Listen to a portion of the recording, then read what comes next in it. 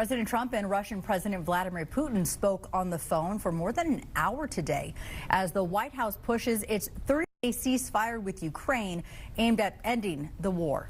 And we want to break down what this call really means for the possible end to the fighting. So joining us now is national security correspondent JJ Green from our news partners at WTOP.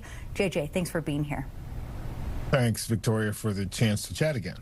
So we're talking about a phone call, but when it comes to two big world leaders, this is significant. What can you tell us about what they spoke about? Well, the phone call took about 2 hours, a little bit more than that. And of course, because of the translation, that really boils down to about an hour, maybe some change of understanding. They were talking about a ceasefire, a 30-day ceasefire in this war between Russia and Ukraine. And I have to think it was a bit disappointing, possibly for the White House, because what they needed from Moscow was to say, yes, we agree, and let's do it.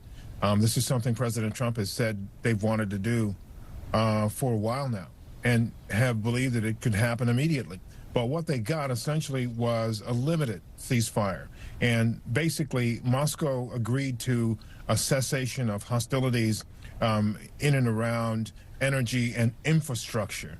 Basically, they want to stop the fighting around the nuclear power plants and stop the fighting as well around, city centers, buildings. And also, I guess, going to be talking about the same thing in the Black Sea area. And this is interesting, Victoria, because all of these are areas where Moscow is struggling.